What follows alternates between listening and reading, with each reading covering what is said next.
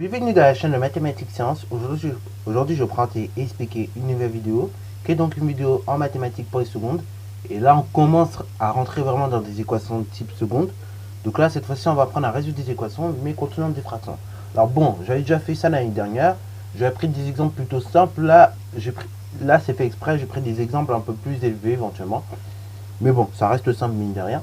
C'est pour qu'on puisse rentrer vraiment dans les équations de seconde. Ok, donc là, on commence plus ou moins à aller vers les équations de seconde, qui, pour certains, risquent d'être compliquées. Mais justement, c'est pour cela que je vous fais cette petite vidéo, pour que dans votre tête, ça reste clair, net, précis. Parce que vous allez voir, en fait, c'est pas si compliqué que ça, et ça part pas aussi loin qu'on le pense. Juste qu'il y a des règles, et il faut les appliquer tout simplement. Ok, voilà. Bon. Alors du coup, on va résoudre donc des équations avec des fractions. On va commencer par la première équation. Alors pour ceux qui sont chauds, vous pouvez directement mettre la vidéo en pause et essayer de les résoudre tranquillement. Pour ceux qui le sont moins, ne vous inquiétez pas, on va les résoudre pas à pas. Ok, voilà. Alors du coup, c'est parti mon cliquet. On va commencer par la première équation qui est la suivante. 2 tiers plus 2x égale 3 quarts.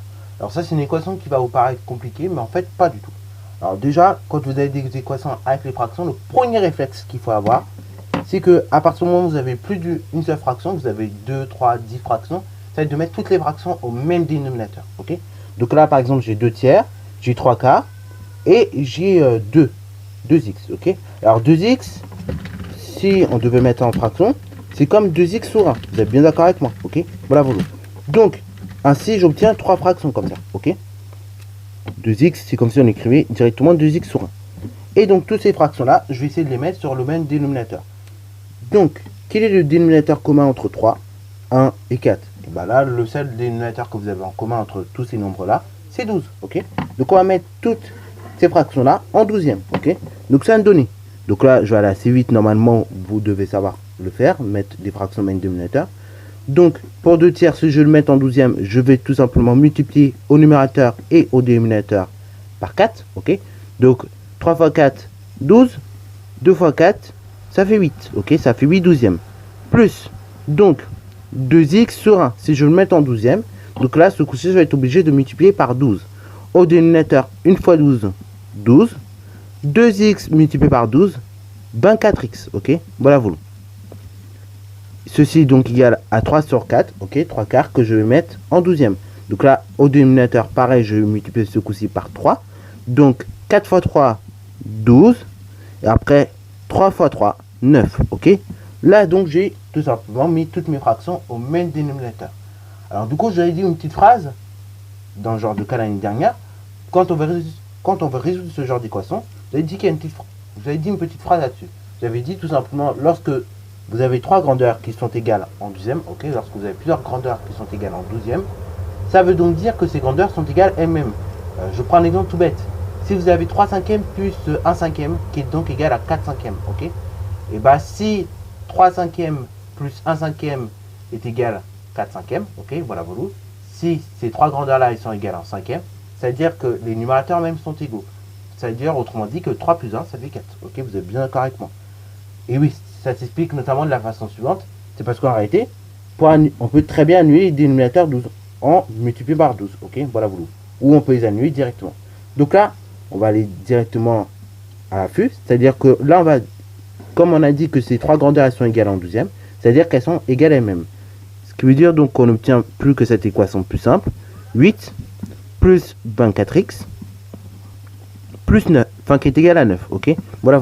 8 plus 24x qui est égal à 9. Et là, c'est une équation qu'on sait résoudre normalement.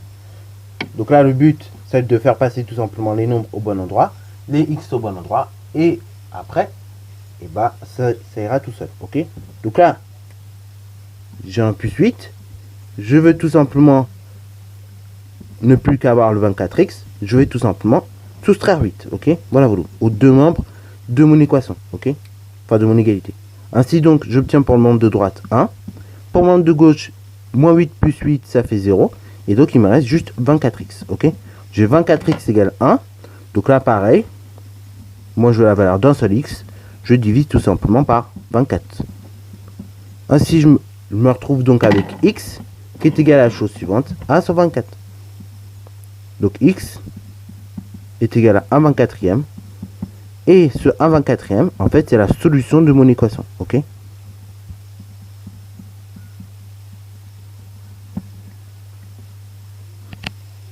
Et voilà, voilà.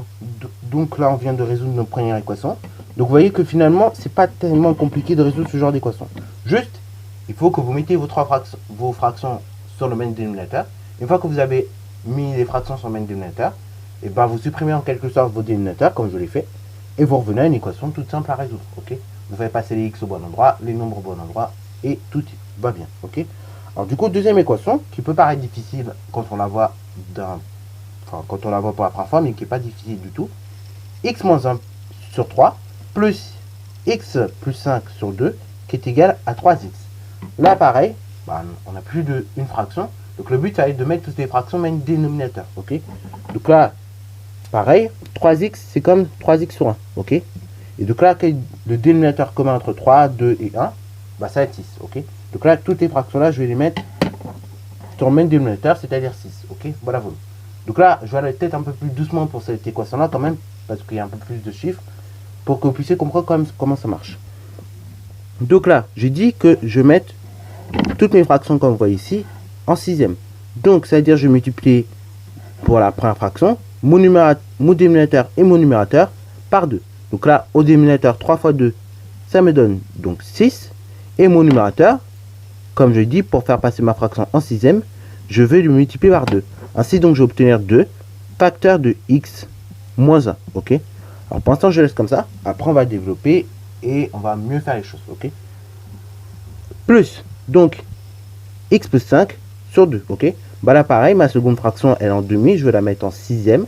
Donc là, je vais multiplier par 3 au dénominateur et au numérateur. Donc, 2 fois 3, 6.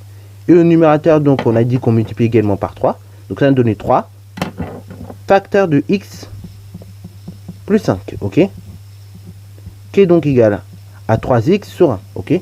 Alors pareil, 3x sur 1, si je veux le faire passer en sixième, je vais donc multiplier au dénominateur et au numérateur par tout simplement 6, ok. Donc au dénominateur, on obtient directement 6, et au numérateur, donc on fait 3x multiplié par 6, donc là on peut le faire directement, ça fait 18x, ok. Voilà.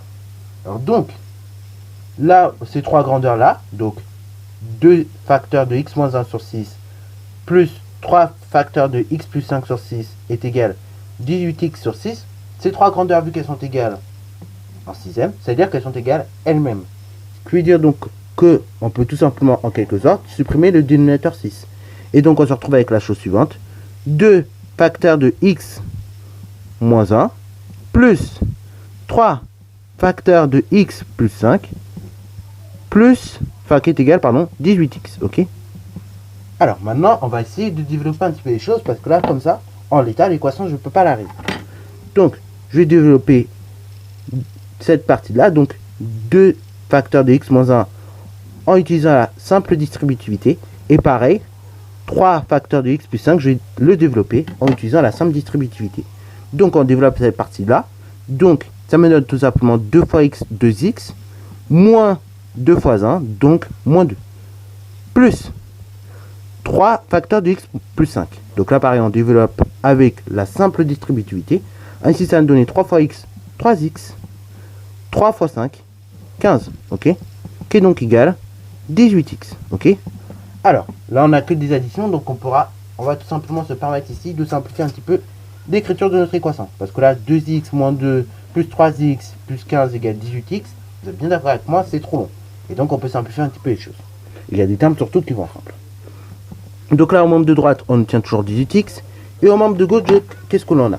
Et bien, on a du 2x plus du 3x, ok. Ce qui me donne tout simplement, si je regroupe ensemble, 5x, ok. J'ai moins 2 plus 15, ça me donne tout simplement 13. Ainsi, donc, j'ai 5x plus 13, qui est donc égal à 18x, ok. Voilà, voilà. Donc, 5x plus 13 égale 18x. Alors, parfois, là, dans ce genre de cas, par exemple, je vous avais dit que, je vous ai toujours dit, le but de résoudre une équation, c'est d'avoir x égale un nombre, ok. Mais dans certains cas, on pourrait très bien avoir x, donc à droite, le égal au milieu et le nombre à gauche, ok. Dans ce cas-là, c'est plus pratique, en effet, d'avoir le x à droite et le nombre à gauche. Alors, essayons de comprendre pourquoi. Parce que tout simplement, en fait, des termes en x, on n'en a qu'un sur le membre de droite. Et on n'a pas de nombre à droite. Tandis que sur le membre de gauche, juste un terme en x également, mais j'ai déjà un nombre. Donc ça va être plus compliqué, vous voyez, de faire des déplacements. si je dois transférer lui ici et lui ici, c'est plus compliqué que de transférer juste le 5x, ok. Donc là, ce qui va me gêner tout simplement dans la résolution de l'équation, c'est mon 5x, ok. Et donc c'est plus 5x, je vais l'éliminer en quelque sorte en faisant moins 5x, ok. Moins 5x au membre de gauche, mais je vais également le faire au membre de droite, ok. Ainsi donc, pour le membre de droite, je vais obtenir 18x moins 5x, qui fait donc 13x. Et au membre de gauche, moins 5x plus 5x, ça fait tout simplement 0 plus 13, ok. Ainsi, j'obtiens 13 égale 13x. Là, je cherche la valeur d'un seul x, donc je vais diviser tout simplement par 13.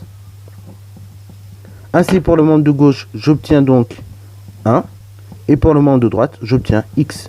Ainsi, donc, j'obtiens que la solution de cette équation, c'est donc égal à 1. Ok. Grand S égale 1. Alors oui, nous, on est habitué à avoir x égale un nombre. Mais vous voyez que parfois, on peut avoir le nombre égal x. Ok. Donc, dans tous les cas, que vous l'écrivez comme ça ou dans l'autre sens, comme on le fait le plus souvent, ça revient même. En fait, une égalité, ça se lit dans les deux sens. Ok. Voilà. Sur ce, donc, c'est la fin de cette vidéo. J'espère qu'elle t'a plu. Donc, si tu n'as pas réussi encore à résoudre cette équation du premier coup, ce n'est pas grave. Juste le but, c'est de s'entraîner. Ok. Donc, si tu n'as pas réussi à le résoudre du premier coup, c'est pas grave. Il faut juste que tu reprennes la vidéo une fois que tu as compris les erreurs, d'où qu'elles viennent ou quoi. Et puis que tu les résolves à nouveau. Ok. De deux, si tu n'es pas opérationnel avec le calcul littéral, de toute façon, je ferai une petite vidéo pareil. On va résoudre des équations mais en utilisant le calcul littéral. Et bien, si tu n'es pas opérationnel là-dessus du tout, et bien là, je te conseille vivement d'aller voir la playlist là-dessus. Parce que là, ça va être plus que important, indispensable. Si tu n'es pas du tout entraîné là-dessus, il faut que tu sois entraîné. Parce que pour résoudre des équations, et même après pour les fonctions, ça va être vraiment the chapitre qui sera ultra important. Okay.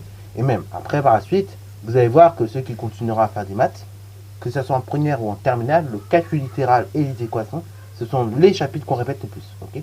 Avec les fonctions, bien évidemment. Voilà. Sur ce, c'est la fin de cette vidéo. J'espère qu'elle t'a plu. N'hésite d'ailleurs pas à la liker, commenter et bonne maths à toi en mathématiques et en sciences.